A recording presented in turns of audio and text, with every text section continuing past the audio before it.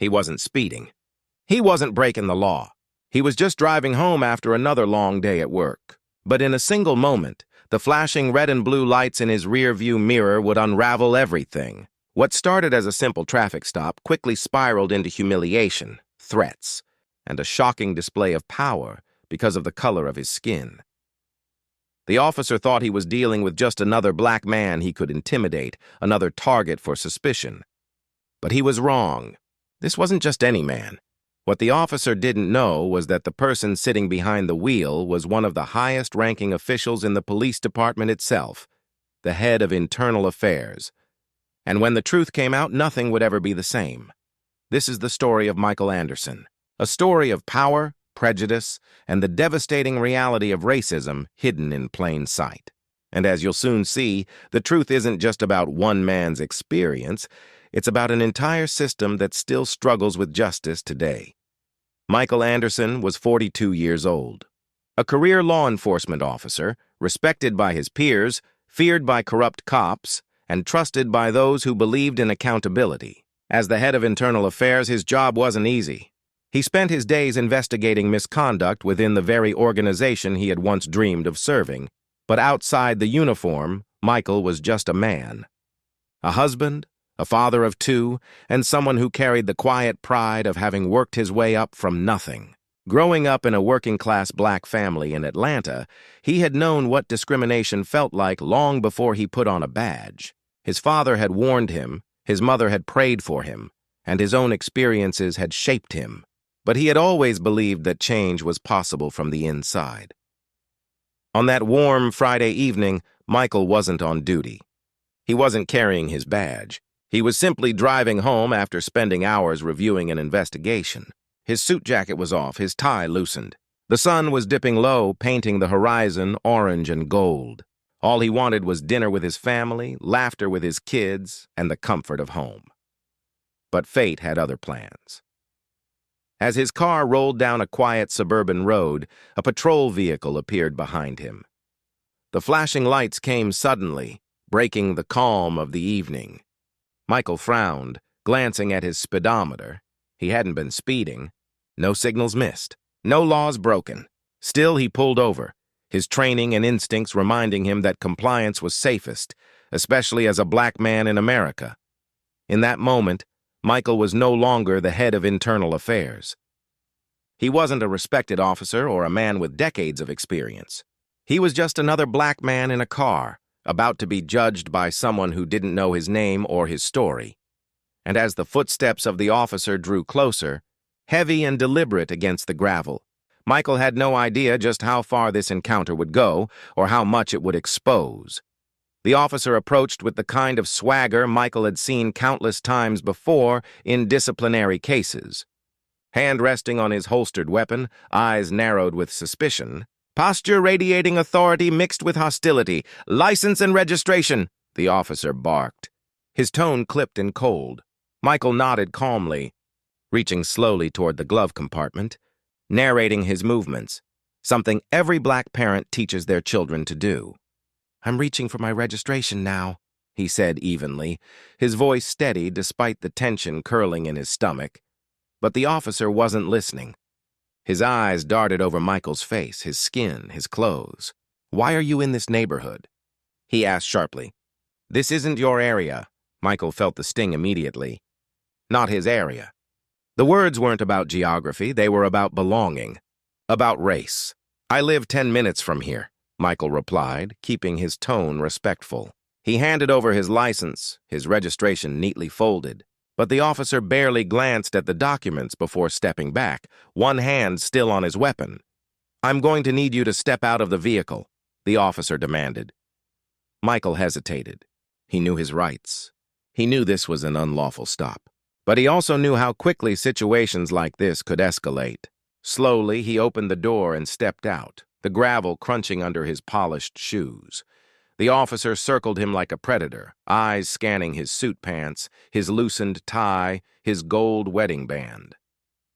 "What are you doing here dressed like that? Drug money?" he sneered. Michael's jaw tightened, but he said nothing. Every instinct screamed at him to assert himself, to tell this man exactly who he was. But years of experience told him the truth. Sometimes silence was safer. The search began. Without cause, without explanation. The officer rifled through Michael's car, tossing aside papers, inspecting the trunk, even checking under the seats. Each movement was deliberate, humiliating. Cars passed by slowly, drivers glancing curiously at the scene. Another black man pulled over, another suspect in the eyes of the world. Michael stood still, his heart heavy. He thought of his son, just 14 years old, who would one day face the same treatment. He thought of his daughter, who had asked him last week why people on TV always seemed afraid of men who looked like her dad. And he thought of his own father, who had once been stopped walking home from work, accused of theft simply for carrying his lunchbox. This wasn't new. This wasn't rare. But standing there, stripped of dignity, Michael felt something shift. He wasn't just experiencing racism as a citizen. He was experiencing it as an insider, someone who had dedicated his life to fighting corruption, and now he was face to face with it. The officer emerged from the car, smirking. "Nothing here," he muttered. "But I'll be keeping an eye on you." He shoved Michael's license back into his hand, dismissing him like trash. Michael got back into his car, his fingers trembling against the steering wheel. His pride was bruised, his spirit heavy, but his mind was sharp. Because now this wasn't just personal. It was professional.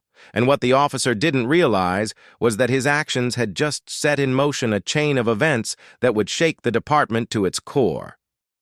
The very next morning, Michael walked into the precinct, not as the humiliated black man on the side of the road, but as the head of internal affairs. His badge gleamed under the fluorescent lights, his steps purposeful, his resolve unshakable. The officer who had stopped him the night before sat at his desk, laughing with colleagues. He didn't even glance up as Michael entered. "Officer Daniels," Michael said firmly, his voice echoing across the room. The chatter died instantly. Heads turned. Confusion spread. Daniels looked up, his grin faltering as his eyes met Michael's. He froze.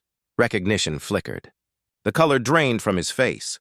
"Step into my office," Michael commanded. The room was silent as Daniels followed, his swagger gone, his steps uncertain. Behind closed doors, Michael laid the file on the desk. Inside, a record of the unlawful stop, the search, the misconduct. Every detail documented, every word remembered. "You didn't just stop a man last night," Michael said, his voice steady, powerful. "You stopped the head of internal affairs. And you exposed exactly what I've been fighting against," Daniels stammered, excuses spilling from his lips. I thought you didn't look—" Michael's eyes burned with controlled fury. "You thought because of my skin color I didn't belong. You thought you had power over me. But let me make something clear. Your badge doesn't give you the right to demean, to profile, to abuse. And now, your career will answer for it." The silence was suffocating. Daniels knew his fate. And for the first time, Michael felt the scales of justice tilt. Not completely, but enough to remind him why his fight mattered. But the climax wasn't just about discipline.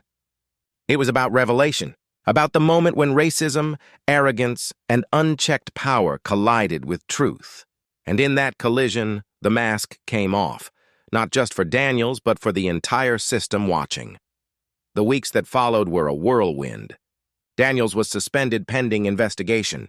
His actions weren't just misconduct. They were evidence of a deeper culture that allowed racism to fester unchecked. Michael pushed for reforms, demanding training, accountability, and transparency. But outside the walls of the precinct, something else was happening. Word spread. Not of Michael's title, not of his authority, but of his humanity.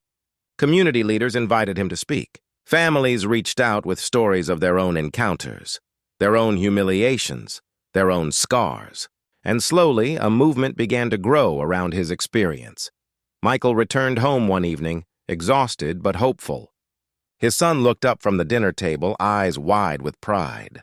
"Dad," he said softly, "did you really make that officer say sorry?" Michael smiled faintly. "Yes, but more importantly, I made him face the truth." And then, in a gesture few expected, Michael did something remarkable. He drove to Daniel's home, not as his superior, not as internal affairs, but as a man. When the door opened, Daniel stood there, shame etched into his features. Michael extended his hand. What you did was wrong. But if we're ever going to change this system, it starts with accountability and forgiveness. Daniels hesitated, then shook his hand, tears welling in his eyes. The story could have ended in bitterness, in punishment alone. But Michael chose a different path, a harder path, one that carried not just justice, but humanity. Because in the end, the lesson wasn't just for Daniels. It was for all of us. Racism thrives in silence, in unchecked power, in the moments when good people look away. But change begins when truth is spoken, when dignity is defended, and when even the most painful encounters are transformed into a catalyst for something greater. So I ask you, if Michael hadn't been who he was, if he had been just another man on that road, would his story have ended the same way? And how many untold stories, unheard voices still wait for justice today? This is not just one man's story. It's America's story. And the question remains, what will we do with it? If this story moved you, don't let it stop here. Share it. Talk about it. Because silence is complicity, and your voice can be part of the change. Make sure to like this video. Leave your thoughts in the comments and subscribe to Untold Shades for more stories that reveal the truths we can't afford to ignore.